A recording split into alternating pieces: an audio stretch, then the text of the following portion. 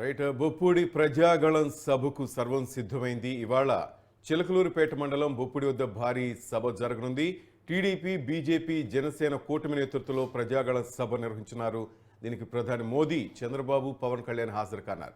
సభకు దాదాపు 10 లక్షల మంది వస్తారని అంచనా వేస్తున్నారు. మన అప్డేట్స్ మరి రిపోర్టర్ ప్రసన్న అడిగి తెలుసుకుందాం. ప్రసన్న, ఏంటి ఇవాల్టి సభ హైలైట్స్ ఏంటి, అప్డేట్స్ ఏంటి?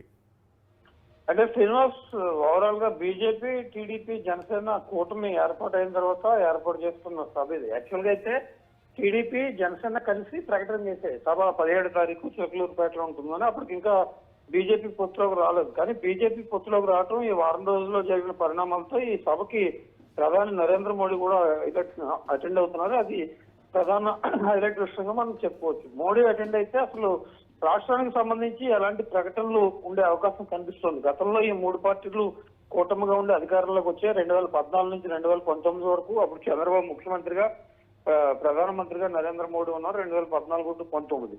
అయితే ఈ కాలంలో ఇప్పుడు ఎన్డీఏలో కూడా చేరుతూ ఉన్నారు. కాబట్టి ఆంధ్రప్రదేశ్ కి అభివృద్ధికి సంబంధించి ప్రధానంగా ప్యాకేజ్ విషయంలో కావచ్చు, ప్రత్యేక హోదా విషయంలో కావచ్చు, ఇంకా ఇతరత్ర సమస్యలు, రైల్వే జోన్, స్టీల్ ప్లాంట్ ఇవన్నీ ఉన్నాయి. కాబట్టి దీని మీద మోడీ నుంచి ఎలాంటి ప్రకటనలు వచ్చే అవకాశం ఉంది. కేవలం రాజకీయ ప్రకటనలకే పరిమితం అవుతారా అభివృద్ధి విషయంలో? ఎందుకంటే ఆయన ప్రధాని హోదాలో ఉన్నారు కాబట్టి తప్పనిసరిగా ఆంధ్రప్రదేశ్ కి ఏదో ఒక ప్రకటన చేయాలి, ఏదో ఒకటి ఇవ్వాల్సిన అవసరం కూడా కనిపిస్తుంది. ఇప్పుడు కాకపోతే అధికారంలోకి వచ్చిన తర్వాత ఏమేమి విషయాలు చెప్తారనేది కూడా చెప్పాల్సిన పరిస్థితి అయితే ప్రస్తుతం ఉంది.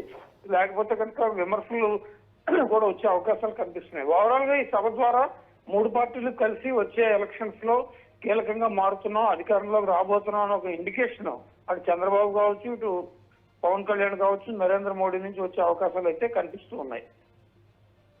రైట్, మొత్తం అలాగే కార్యకర్తలు కానీ నేతల్లో ఎటువంటి జోష్ కనిపిస్తోంది ప్రసన్న? కార్యకర్తలు చాలా జోష్గా ఉన్నారు. బీజేపీతో పొత్తు కుదిరిన తర్వాత ఒకటి, నెక్స్ట్ సీట్ల సర్దుబాటు కూడా కొంత సజావుగానే సాగింది. ఏ పార్టీకి రావాల్సిన సీట్లు ఆ పార్టీకి వచ్చాయని కొంత సర్దుకున్నారు. మొదట్లో కొంత అసంతృప్తి కనిపించింది, తర్వాత క్రమంగా సెట్ అవుతున్న పరిస్థితి. ఎన్నికల షెడ్యూల్ వచ్చి, నోటిఫికేషన్లు వచ్చి కొద్ది సెట్ అవుతున్న పరిస్థితి ప్రధానంగా కనిపిస్తుంది. అయితే అక్కడ ఓట్ షేరింగ్ ఏ రకంగా జరుగుతున్న దాని మీద కూడా కొంత దృష్టి పెట్టారు. ఇలాంటి సభలు కొంచెం రిపీటెడ్ గా రాయలసీమలో, అటు ఉత్తరాంధ్రలో, ఇటు కోస్తా జిల్లాల్లో పెట్టడం వల్ల కార్యకర్తల్లో మరింత ఎక్కువ ఉత్సాహం వస్తుందన్న ఆలోచన నుంచి టీడీపీ, జనసేన వర్గాలు ఉన్నాయి.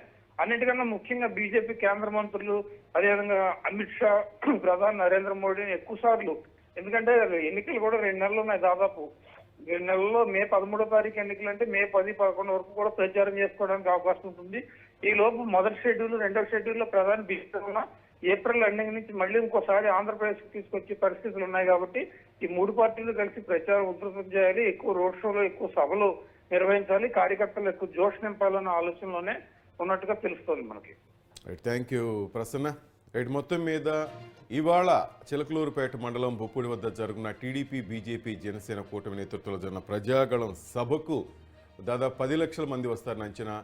కార్యకర్తలు జోష్ నిండుకుంది. మొత్తం మీద మొదటి సభ 3 పార్టీలకు సంబంధించి జరిగిన సభ కాబట్టి ప్రతి ఒక్కరు కూడా ఆతృతగా ఎదురు చూస్తున్నారు. ఎటువంటి హామీలు లభించబోతున్నాయి, ఎటువంటి ఉపన్యాసం ఉంటుంది ప్రధాని నుంచి కానీ, పవన్ కళ్యాణ్ నుంచి కానీ, చంద్రబాబు నుంచి అనేసి మొత్తం మీద ఈరోజు ఈ సభ, ప్రజాగళం సభ ఆంధ్రప్రదేశ్ రాజకీయాల్లో అందరూ ఆసక్తిగా ఎదురు చూస్తున్నారు.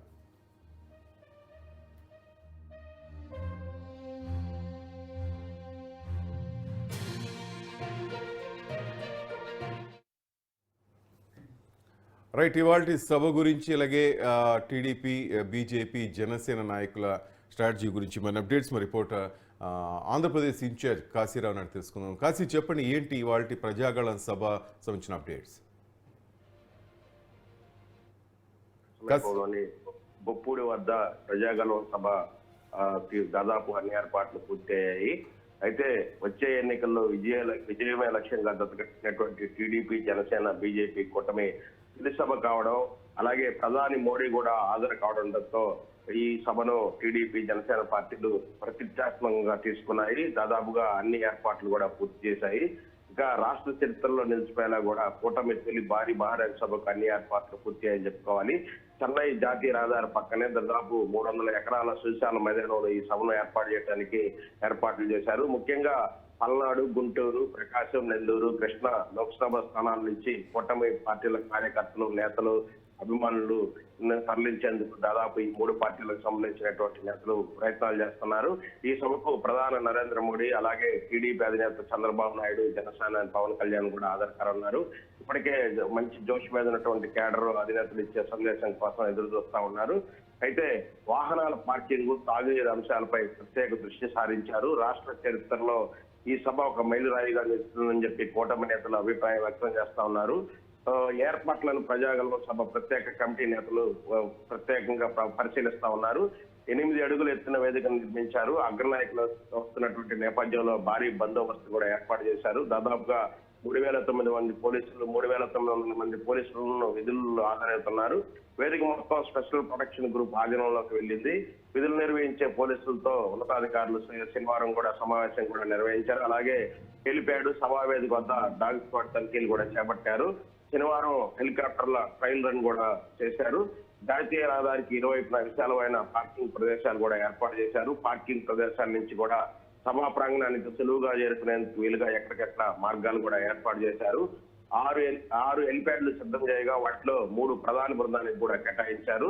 సభకు తరలి వచ్చేటువంటి జనం కోసం భోజనాలు, అలాగే వాటర్ ప్యాకెట్లు, మజ్జిగ ప్యాకెట్లు కూడా సిద్ధం చేశారు. ప్రాంగణంలో ఎక్కడ నిలబడ్డ వేదికపై ఏం జరుగుతుందో వీక్షించేలా కూడా పదుల సంఖ్యలో LED స్క్రోళ్లు కూడా ఏర్పాటు చేయడం జరుగుతుంది.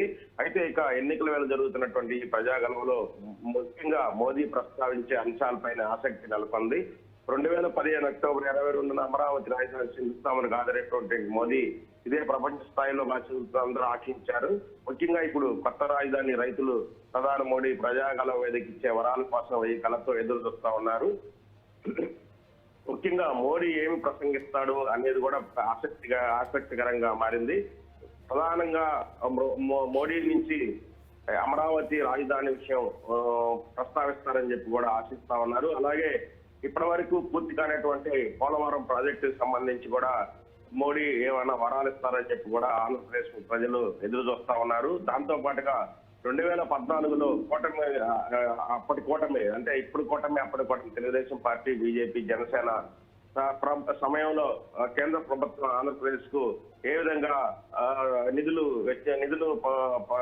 విడుదల చేసిందా అనే అంశాన్ని కూడా ప్రధాని మోదీ చెప్పే పరిస్థితి. అయితే ఇప్పుడు 2019 తర్వాత వచ్చినటువంటి ఏర్పాటైనటువంటి వైసీపీ ప్రభుత్వాన్ని కూడా విమర్శిస్తారా లేదా అనేది కూడా వేచి చూడాలి. కాకపోతే ఇది ఎన్నికల సమయం కాబట్టి తెలుగుదేశం పార్టీ, జనసేన, బీజేపీ ముగ్గురు కలిసి వైసీపీపై ఎన్నికల పోరాటానికి వెళ్తుంది కాబట్టి ఖచ్చితంగా వైసీపీ ప్రభుత్వం అనుసరించినటువంటి విధానాలు కూడా తూర్పారబట్టే పరిస్థితి, ప్రధానమంత్రి తూర్పారబట్టే పరిస్థితి అయితే ఉంది. అయితే నిధులను కేంద్ర ప్రభుత్వం విడుదల చేసినటువంటి నిధులను ఆంధ్రప్రదేశ్ ప్రభుత్వం ఏ విధంగా వెచ్చించింది అనే దానిపై కూడా ప్రధాని మోదీ విమర్శలు కురిపించే పరిస్థితి అయితే మనకి కనిపిస్తా ఉంది. ఇక ముఖ్యంగా స్పెషల్ స్టేటస్ అంటే 2014 ఆంధ్రప్రదేశ్ విభజన అనంతరం ఆంధ్రప్రదేశ్ కు అన్యాయం జరిగింది.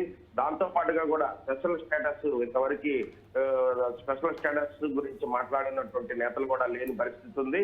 2014లోనే అందరూ ఊహించారు ప్రధాని మోడీ ఆంధ్రప్రదేశ్ కు స్పెషల్ స్టేటస్ ప్రకటిస్తాడని. కానీ అప్పుడున్నటువంటి పరిస్థితుల్లో స్పెషల్ స్టేటస్ ప్రకటించలేకపోయాడు. స్పెషల్ ప్యాకేజీని విడుదల చేస్తామని చెప్పి చెప్పడం కూడా జరిగింది. ముఖ్యంగా ప్రధాని మోడీ వెంట ఈ స్పెషల్ స్టేటస్ పరిస్థితి కూడా మోడీ ప్రస్తావిస్తాడు అనే దాన్ని కూడా ఆంధ్రప్రదేశ్ ప్రజలు ఆసక్తిగా ఎదురు చూస్తున్న పరిస్థితి. ముఖ్యంగా అమరావతి రాజధాని అంటే ఈ మూడు కూటమిల పొత్తు ఎన్నికల్లో నెగ్గి కొత్త ప్రభుత్వాన్ని ఏర్పాటు చేసి అటు కేంద్రంలో బీజేపీ ప్రభుత్వం, అలాగే రాష్ట్రంలో ఈ 3 పొత్తుల కూటమి ప్రభుత్వం ఏర్పాటైతే అమరావతి రాజధానిపై కూడా వివరణ ఇచ్చే పరిస్థితి అయితే ఉంది. ఈ అమరావతికి ఈ నిధులు ఎలా విడుదల చేస్తారు కేంద్రం నుంచి అనే దాని మీద మోడీ కూడా చెప్తే వినేందుకు కూడా ఆంధ్రప్రదేశ్ ప్రజలు ఆసక్తిగా ఎదురు చూస్తున్నారు. ఇక పోలవరం ప్రాజెక్టు ఎప్పటి నుంచో పూర్తిగానటువంటి పోలవరం ప్రాజెక్టుకి సంబంధించి కూడా నిధులు ఎందుకు విడుదల చేయలేకపోయారు, అరకొరగా ఎందుకు నిధులు విడుదల చేస్తున్నారు, రేపు వచ్చే ప్రభుత్వంలో కేంద్ర ప్రభుత్వం బీజేపీ ప్రభుత్వం ఎన్డీఏ కూటమి కానీ కేంద్రంలో అధికారంలోకి వస్తే పోలవరం ప్రాజెక్టుకి ఏ రకంగా నిధులు విడుదల చేస్తారు అనే అంశాన్ని కూడా మోడీ ప్రస్తావిస్తారని ఆంధ్రప్రదేశ్ ప్రజలు ఆసక్తిగా ఎదురు చూస్తున్నారు వలేటి. కాసి ఇక మొత్తం మీద మూడు పార్టీలకు సంబంధించి ఇంకా కొంతమంది పేర్లు కొన్ని లిస్టులు వచ్చే అవకాశం ఉందా? ఇప్పుడు వస్తుంది. అలాగే ఈ అసంతృప్తుల జ్వాల చల్లారినట్టేనా? అయితే సాధారణంగా 3 పార్టీల పొత్తుతో సెట్ల పంపిణీ అంటే కొంతమేర ఇబ్బంది కలిగించే అంశాలు ఉంటాయి. ఎందుకంటే ఎప్పటి నుంచో పార్టీ కోసం పనిచేసేటువంటి ఆశావాహులు కొంతమేర అసంతృప్తి ఉంటుంది. నాయకుల్లో కూడా అసంతృప్తి ఉంటుంది. దాంతో పాటుగా ముఖ్యంగా వాళ్ళ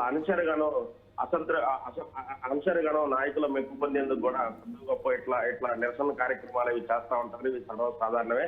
అయితే తెలుగుదేశం పార్టీ కానీ, జనసేన కానీ, బీజేపీ కానీ ఎవరైతే అక్కడ ఆశావాహులు ఉన్నారో వాళ్ళకి టికెట్ దక్కకపోతే కొంతమేర అసంతృప్తులు వచ్చే పరిస్థితి ఉంది. వాళ్ళందరినీ కూడా తెలుగుదేశం పార్టీకి సంబంధించినటువంటి అసంతృప్తివాదులను, అలాగే బీజేపీ, జనసేన పార్టీలో ఉన్నటువంటి వాళ్ళని కూడా వాళ్ళ అధినేతలు తెలుగుదేశం పార్టీకి అయితే చంద్రబాబు నాయుడు కావచ్చు, అలాగే జనసేనకు పవన్ కళ్యాణ్, అలాగే బీజేపీకి రాష్ట్ర పెద్దలు పురంధరేశ్వర వీళ్ళు అందరూ ఆయా నేతలు పిలిపించుకొని మాట్లాడి వాళ్ళకి తెలుగుదేశం పార్టీ, జనసేన, బీజేపీ కూటమి అధికారంలోకి వచ్చిన తర్వాత వాళ్ళకి ప్రత్యేకమైనటువంటి ఆదరణ ఉంటుంది. ఖచ్చితంగా వాళ్ళకి ప్రాముఖ్యతని అధికారంలోకి వచ్చిన తర్వాత వాళ్ళకి ప్రాముఖ్యత ఉంటుంది ప్రభుత్వం అని చెప్పి కూడా సర్ది చెప్పడం కూడా జరిగింది. దీంట్లో ఇదే క్రమంలో భాగంగా నిన్నటి వరకు పిఠాపురంలో సత్యనారాయణ వర్మ అనుచరులు ఆ టికెట్ దక్కనందుకు నానా యాగి చేశారు. కానీ చంద్రబాబు నాయుడు ఆయన పిలిపించుకొని మాట్లాడిన తర్వాత సత్యనారాయణ వర్మే చెప్పాడు, ఖచ్చితంగా నేను